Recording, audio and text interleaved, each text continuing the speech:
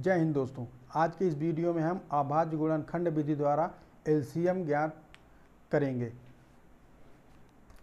अभाज्य गुणनखंड विधि द्वारा अभाज्य गुणनखंड विधि द्वारा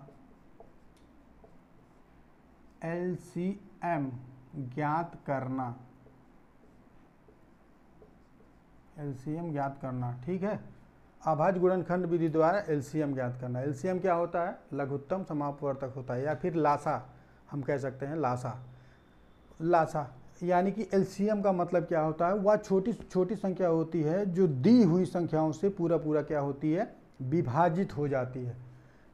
एलसीएम निकालने के लिए आपको 3 नियमों से गुजरना पड़ता है। पहला नियम कहता है एलसीएम निकालने के लिए आपको 3 नियमों से गुजरना पड़ता है, यानी कि 3 नियम आपको पता होना चाहिए। पहला कहता है कि दिए हुए 2 या 2 से अधिक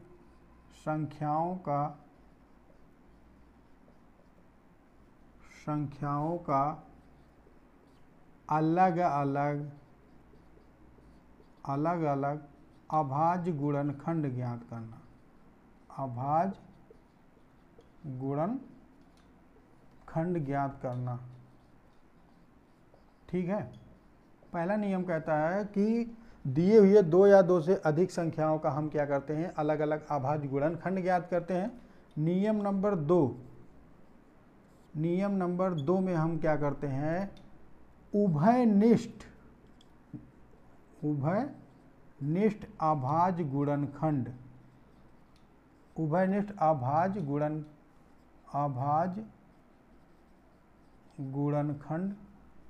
के साथ अभाज्य गुणनखंडों कह दो, गुणनखंडों को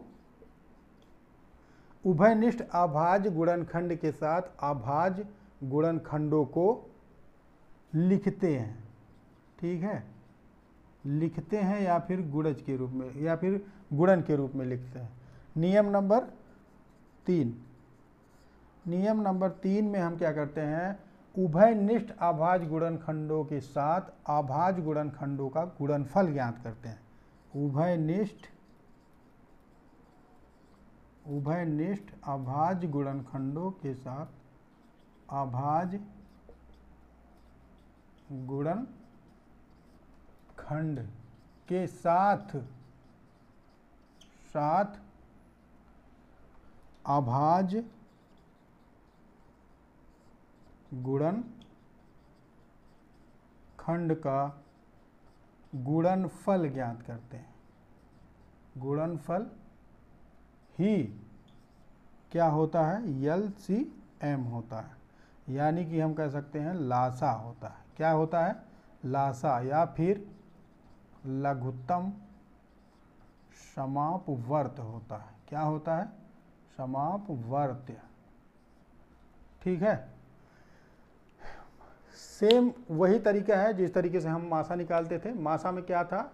मासा की अगर हम बात करें तो मासा में था सबसे पहले दी हुई संख्याओं का अलग अलग अभाज्य गुणनखंड ज्ञात करते हैं। सेम इसमें भी है, दिए हुए 2 या 2 से अधिक संख्याओं का हम क्या करते हैं? अलग अलग अभाज्य गुणनखंड ज्ञात करते हैं। नियम नंबर 2 की अगर हम बात करें तो मासा में था कि उभयनिष्ठ अभाज्य गुणनखंडों में हम क्या ढूंढते थे? उभयनिष्ठ अभाज्य गुणनखंड ढूंढते थे। लेकिन यहाँ पर उभयनिष्ठ अभाज्य गुणनखंड के साथ आपको अभाज्य गुणनखंडों को लिखना है, ठीक है। इसके अलावा नियम नंबर 3 में क्या था? वहाँ पे उभयनिष्ठ अभाज्य गुणनखंडों का हम गुणनफल निकालते थे, वही आपका क्या होता था? मासा होता था।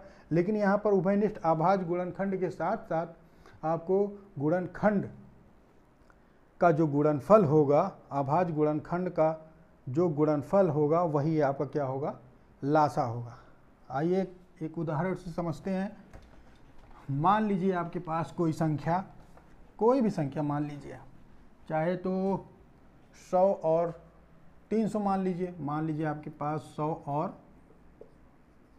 300 दो संख्याएं हैं, ठीक है। 100 और 300 है। तो कहता है 100 और 300 का गुणनखंड विधि द्वारा आप क्या ज्ञात किए, LCM यानी कि लासा यानी कि लघुत्तम समापवर्त ज्ञात कीजिए। पहला नियम कहता है दिए हुए संख्याओं का हम अलग अलग अभाज्य गुणनखंड ज्ञात करते हैं। सेम उसी तरीके से 100 का अभाज्य गुणनखंड ज्ञात करेंगे, 2 से भाग करेंगे, 50 दूना 100 होता है, सभी को पता है, और 25 दूना 50 होता है, फिर 5 से काटेंगे, 5 25, फिर 5 से 5 × 5, तो इसको हम लिखते हैं 2 × 2 × 5 × 5। 100 के अभाज्य गुणनखंड हो गए 2 × 2 × 5 × 5। इसी तरीके से हम 3 का भी निकालते हैं, 3 का नहीं 300 का निकालते हैं। 300 का निकालेंगे अभाज्य गुणनखंड, तो 2 से करेंगे, 2 × 1 2, 2 × 5 10 यानी कि 150, फिर 2 से 2 7 14, 2 × 5 10 75, फिर 5 से 5 × 5, 5 25, फिर 5 से 5 × 15, फिर 3 से 3 × 3, यानी कि इसको हम लिख सकते हैं 2 × 2 × 5 × 5 × 3। आपको पता है कि किसी भी भाज्य संख्या के, यानी कि किसी भी भाज्य संख्या के जो गुणनखंड के क्रम होते हैं वो अद्वितीय प्रकार के होते हैं, ठीक है। लेकिन यहाँ बात कर रहे हैं अभाज्य गुणनखंड विधि से LCM ज्ञात करने की। तो पहला नियम आपका कंप्लीट हो गया। पहला नियम कहता है दिए हुए 2 या 2 से अधिक संख्याओं का हम क्या करते हैं, अलग अलग अभाज्य गुणनखंड ज्ञात करते हैं। तो हमने यहाँ पर 2 या 2 से अधिक दोनों संख्याओं का अलग अलग अभाज्य गुणनखंड ज्ञात कर लिया है।